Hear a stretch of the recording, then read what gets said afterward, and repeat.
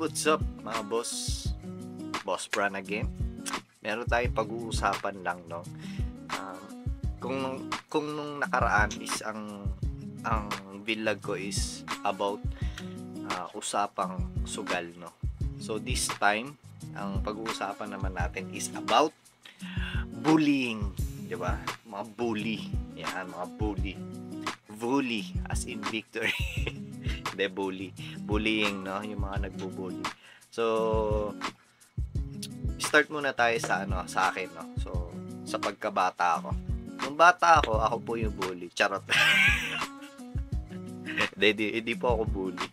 So, nung bata ako, isipin ko kung meron akong na-experience na nabully ako. Eto, meron akong experience na nabully talaga ako nung bata ako. Hindi ko to makakalimutan, no. Siguro hindi ako elementary. Siguro nasa kinder pa lang ako or basta parang mga 5 or 6 years old ako siguro nung time na yun. Meron kasi dito sa amin, sa lugar namin, merong tinatawag ng tabing ilog. So, lugar siya sa amin, which is, tabi ng ilog. Yan, katabi ng ilog yung lugar na yun. So, lugar po siya sa amin, and street din po siya. Parang ganun, no? So, hindi ko makakalimutan kasi, dalawa kami ng kapatid ko, ng kuya ko, na nagpunta kami dun sa, malapit sa tabing ilog. As in, tabi lang ng ilog. Then, may mga buhangin doon. Imagine nyo, may mga buhangin, tapos, so tayo kasi mga bata tayo, mahilig tayo maglaro noon ng mga buhangin, mga lupa, tapos gagawa ka ng mga castle, ganyan. Tapos, kasama ko yung kapatid ko, diba, si kuya, nung time na yun. And then, merong isang lumapit na mas matanda sa akin at mas bata ng konti kay kuya siguro. Tapos, syempre naglalaro ko, hindi ko naman siya kilala. Ginugulo niya ako, parang pinagtitripan niya ako. Yun, bully na tawag doon, kumbaga. Kasi di niya naman ako kilala, totally. Tapos, ganun yung ginagawa niya sa akin, no? Tapos, after nun, yung kapatid ko, si kuya, ayun, syempre, pinagtanggol ako. Yun nga lang, yun, syempre, nakapag-away siya. Talaga nakipagsuntukan. Natatawa ako na, Hindi, natatawa ako kasi, syempre, pag inisip mo ng bata ka. Pero, thankful ako kasi, pinagtanggol ako. Pero, pag-uwi kasi ng kapatid ko, may black eye kasi. And then, may nagka-black eye si kuya. Kasi hindi naman kami pala-away noon that time. So, hindi pa namin alam kung paano ay pagsuntukan. So, ayun. Pero, after nun, rest back yung mga tropa namin dito. Sa yung mga kakilala namin, rest back talaga doon. Pinuntahan talaga. Ayun. So, yun yung experience ko nung medyo bata ako, no. Nung high school naman ako, nung first year high school, hindi ko siya matatawag na bully Pero, meron ako experience yung, syempre bago ka sa eskwelahan na yon, so, wala kang kilala, wala ka pang kakilala, wala ka pang friends, and hindi mo pa alam yung mga klase ng mga tao na nandun. So, medyo may mga edad na kasi, yung iba kasi doon, syempre, fourth year na, third year high school na, tapos, yung iba is, dapat college na pero nandun pa rin sa school na yun kasi nga mga pasaway, mga bumagsak. Meron ako isang classmate na irregular siya, parang may back subject lang siya nung time na yun. Tapos mas matanda siya, hindi ko naman totally kung ano yung ugali meron siya. Tapos ang ginagawa niya sa akin, hinihiraman niya ako ng pera. Ang sinasabi niya sa akin, kapag may nag-ano sa'yo, sabihin mo sa akin na. Kumbaga parang gangster siya dun sa school ko na yun. First year high school lang ako nun. Syempre medyo bata pa ako, naglalaro pa ako nun. So, ang baon ko lang nun, tatanda ko 56 pesos. Ang pamasahe pa nun, nasa 6 pesos pa. Tapos yung 50 pesos, baon ko na siya ng buong araw simula alas 7 ng umaga hanggang alas 5 ng hapon.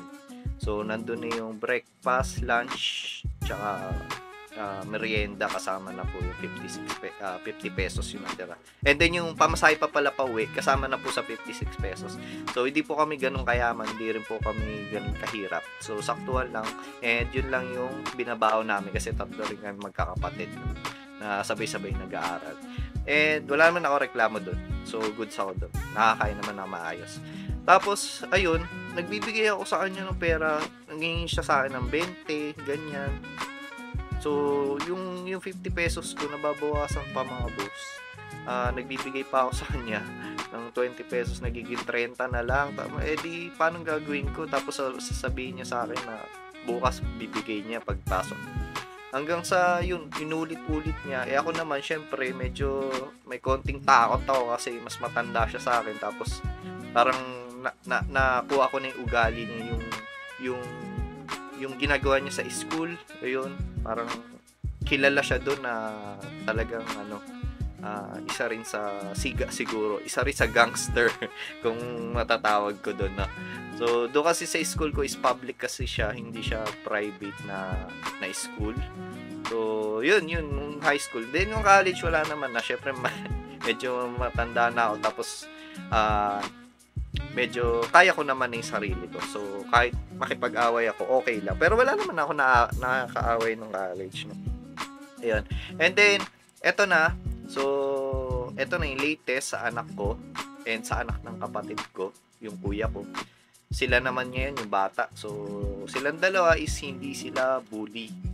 Which is sila yung nabubully. Ngayon So, ang masasabi ko sa mga bully na ginagawa ng ibang bata sa mga anak namin is mga magulang talaga yung may problema dyan kung paano nila palakihin yung mga anak nila. Kami kasi hindi ko naman sinasabi perfect yung pagpapalaki ko sa anak ko, no? May mga bad din naman sila nagagawa minsan, pero tinuturo namin sa kanila at di na nila inuulit yun. Syempre, lalo ngayon tutok na sa social media at sa mga laro-laro yung mga bata sa computer, no? Hindi na sila masyadong naglalaro sa labas. So, ayun, may mga bully sa section ng anak ko. Nabully siya parang once or twice, parang gano'n. So, meron kasi mga bata na medyo advanced yung utak na parang matanda na, 'di ba? Ang ginagawa kasi ng mga magulang, actually hindi lang si Zach, hindi lang yung anak ko yung nabully. Marami pang classmates niya na nabully. Tapos, ang ginagawa ng magulang is paulit-ulit lang na, pasensya na po mami, pasensya na po daddy, kausapin ko po. Ang nangyayari, kinakausap lang, siguro hindi natin nakikita kung ano yung ginagawa ng magulang nila talaga, kung pinapagalitan ba or nile-lecturean talaga nila ng maayos, kinakausap ng matino, ng masinsinan yung mga anak nila. Pero yun, hindi natin nakikita kasi yun. So, nasa magulang kasi talaga yan kung ganun yung ugali ng mga bata. Lalo na siguro kapag pinapabayaan nyo sila sa labas. Syempre, maraming nakakasalamuha na tao, lalo na yung iba matatanda, mas matanda ng konti, tapos palamura, palaaway. So, nakikita nila yun, din na nakukuha nila yung ugali. Or, pwede rin na may problema mismo sa loob ng bahay ng bata na nambubuli. No? Hindi natin alam kung okay ba yung parents nila, yung nanay, tatay nila, kung may nakikita ba siyang nag-aaway sa loob ng bahay nila, nakikita nila nagmumuran sa loob ng bahay, ganyan ganito. So, hindi natin di kasi natin pwede patulan yung mga bata kasi nga, syempre may kaso tayo dyan kapag pinatulan natin, di ba? Ayun lang, kailangan lang talaga disiplinahin yung mga anak nyo. So, shoutout sa lahat, no? Sa lahat ng alam nyo sa sarili nyo, alam nyo sa as parents, no, nabully yung anak nyo, kausapin nyo na agad ng masinsina para hindi na makapanakit. Ang matindi yung sa anak ng kapatid ko, yung si Leon, no, kung nakita nyo yung mga previous vlog ko, nandun yung si Leon, kung kilala nyo, kung nanonood sa akin. Sinakal siya, talagang ginanon yung leg. Yan, hanggang sa matumba na. So, nakita siya ng kapatid ko, ng kuya ko. Pinabayaan lang, tinignan ko ano gagawin ng anak niya, kung gaganti ba or hindi. Kaso hindi talaga gumante. Buti na lang, may kakilala si kuya doon na medyo matanda ng konti, nasa grade 6, 5 or 6 na siguro yun. Nakita niya yung isang bata doon na kakilala niya. Sinabihan niya na, na awatin yung nananakal. So yun, na ano naman, na awat naman. Pero syempre, 'di ba? Ano na yun, pananakit na yun. Ang masaklap lang diyan kapag yung mga tulakan sa agdan, yun yung nakakatakot kasi harutan, hindi natin maano. Ay ito, meron pa akong natandaan yung nasundot yung mata ni Sak. Nasundot ng daliri. Buti daliri, hindi lapis. Kasi kung lapis yun, GG talaga yung mata ng anak ko. So yun lang sa mga magulang dyan na hindi masyado nagagabayan yung anak nila. Please lang, gabayan nyo na mabuti mga anak nyo. Huwag nyo pabayaan. Kayong mga pabayang magulang kayo, no? Shoutout sa inyo. Ayusin nyo buhay nyo kung ay. Hindi yun, mga bossing, no? Nakakaano lang kasi napaka-bully kasi ng ibang bata, no? Hindi naman natin pwede kasi talagang galawin yung mga yan, no? Na tayo mismo yung gagawa ng action. Kundi ang gagawin lang is kausapin yung mga magulang. Tapos ito naman yung mga magulang, ayun, ulitin ko, hindi natin nakikita kung ano talagang disiplina yung ginagawa nila sa mga anak nila, 'di ba? So, ayun lang. Naano lang kasi ako sa mga bully talaga. Nakakainis lang. No? Nakakainis lang.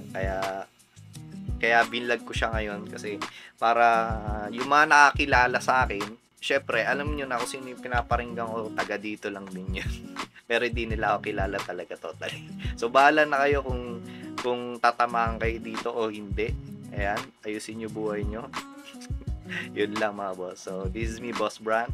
Ayan, saludo sa inyo. Alright. So, huwag kalimutan mag-like and share and subscribe. Comment na rin kayo para at least ma-shoutout kayo or ma-reply ko kayo. Diba? Uy, shoutout ka naman talaga. And dahil maraming salamat sa inyo. Kita-kits ulit sa next vlog. Bye-bye!